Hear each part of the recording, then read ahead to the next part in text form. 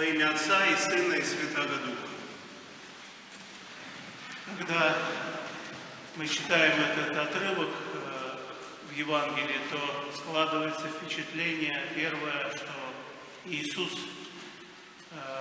отвергает свою семью, свою матерь, своих родных по плоти, как будто бы Он противопоставляет их другим, показывая, что вот на самом деле братьями моими являются и матерью, и сестрами, те, кто исполняет волю.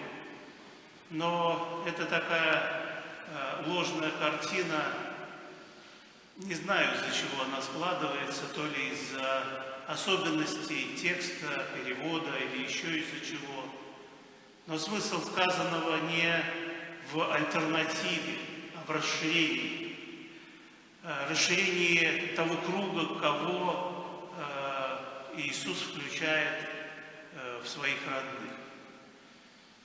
Семья в том народе, где Он жил, это, наверное, высшая ценность. Потому что когда мы читаем Ветхий Завет, мы видим, что родственные связи – это для человека все. Это единственная опора в его жизни. Это его социальные гарантии, это его безопасность, это его старость, это его похороны, в конце концов.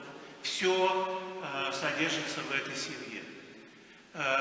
Жизнь начинается здесь, и жизнь заканчивается. Да, человек взаимодействует с другими людьми, но в семье происходит все самое главное. Впустить в семью, принять нового человека – это что-то невероятное. А Иисус расширяет эти границы потенциально до всего мира.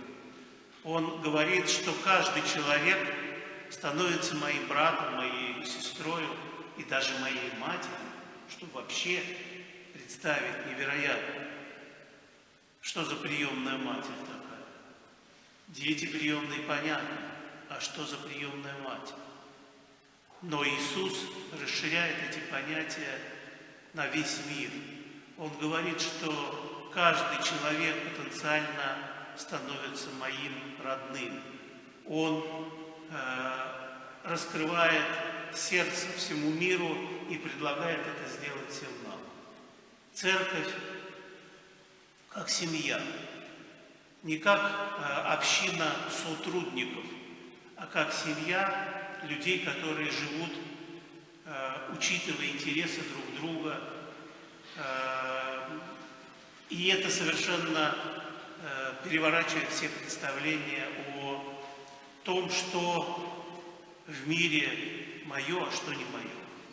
Что, так сказать, можно понять как разумный эгоизм, когда ты, да, учитываешь интересы других людей, понимаешь, что и у них тоже свои есть интересы, и как бы ограничиваешь таким образом свои интересы.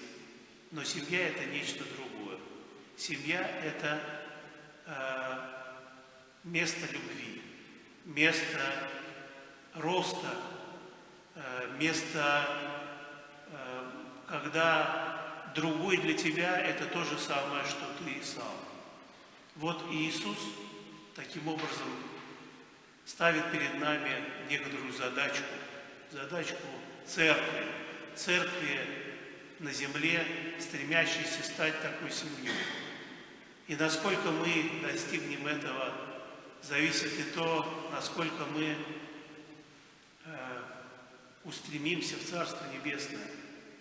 Если мы сможем благодарить Бога за брата или сестру, за того, кого Он дал нам, то мы будем достойны спасения, как сказал один известный богослов XX века, протоиерей Александр Шнеман.